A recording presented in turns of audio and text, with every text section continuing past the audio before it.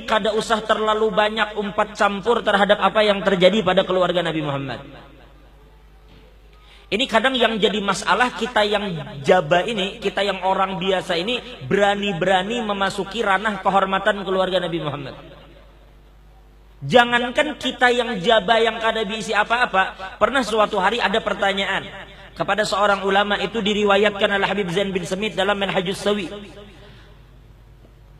Mana mulianya antara orang alim tapi biasa, orang kayak kita nih, nang kada tahu juga keturunan siapa. Orang biasa seperti kita, misalnya, lalu orang tuh alim, lalu ada Habib, maaf, mungkin tidak sealim yang ini. Secara zahir, tampaknya yang ini alim benar, si kiai ini alim. Sedangkan si Habib ini kesian tampaknya kada tapi alim. Mana mulianya? Maaf. Bahkan si Habib ini dilihat tampaknya tuh model kayak kada waras.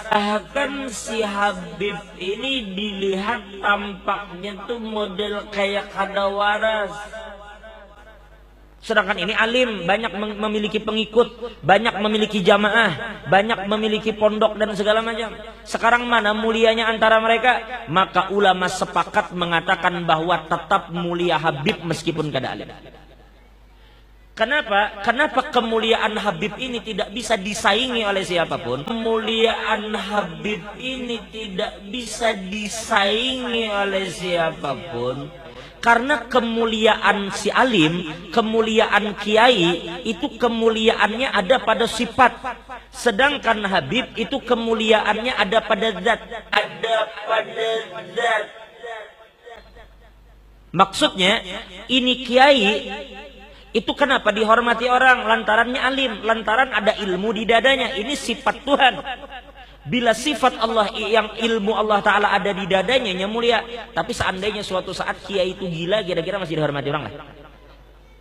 Kalau kiai itu tiba-tiba gila, kira-kira masih dihormati orang lah?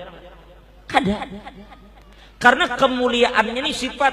Lantaran ilmu itu ada di dadanya, makanya dimuliakan orang.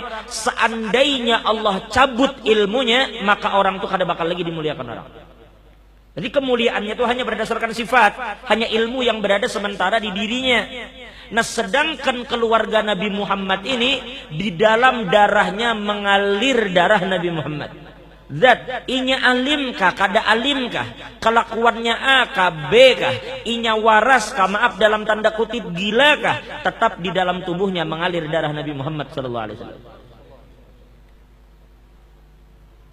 Jadi kada ada urusan pian umpat campur terhadap kehormatan keluarga Nabi Muhammad SAW. Dulu diceritakan oleh Habib Ahmad bin Hasan Al-Attas dalam surat beliau. Al-Habib Ahmad bin Hasan pernah bercerita dulu. Ini bahasa Habib Ahmad bin Hasan. Wa takhallaqa ba'du ali baitin nabi bi akhlaqin damim. Bi akhlaqin damimah. Ada sebagian keluarga Nabi dulu yang mungkin inya berakhlak kurang bagus. Entah apakah yang mereka lakukan, walhasil akhlaknya kurang bagus. Lalu tiba-tiba ada seorang kiai, ada orang alim yang ma'iktirat. Sampai tidak sadar terucap, "Napa itu jar Habib itu jar?" Pokoknya mengucapkan sesuatu seakan-akan kenapa jadi Habib tuh kelakuannya kayak itu? Kenapa Habib tuh adabnya begitu? Kenapa Habib sifatnya kok begitu? Tingkah lakunya kok begitu? Sampai mulutnya terlalu lancang membicarakan tentang akhlak para Habib. Padahal si kiai ini, si ulama ini, itu sebelumnya Allah berikan karunia sering bermimpi bertemu Nabi Muhammad dalam mimpinya. Tapi begitu mulutnya lancang membicarakan akhlak keluarga Nabi, maka sejak saat itunya kada pernah lagi melihat Nabi Muhammad dalam mimpinya. Lalu tiba-tiba beberapa waktu kemudian inya melihat lagi Nabi Muhammad, tetapi Nabi berpaling darinya.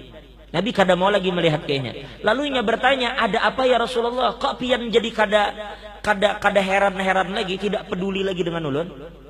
Lalu dijawab oleh Nabi Muhammad, "Adzaita waladi," ujar Nabi, "engkau telah menyakiti anakku." Mulut ikam terlalu lancang membicarakan kehormatan keluargaku. Lalu dijawab oleh kiai tadi, oleh si ulama tadi. Dia katakan, ya Rasulullah, fa'ala kada wa fa'ala kada wa fa'ala kada. Ya Rasulullah, inya tuh kelakuannya begini, inya menggawi ini, inya menggawi ini, inya melakukan ini.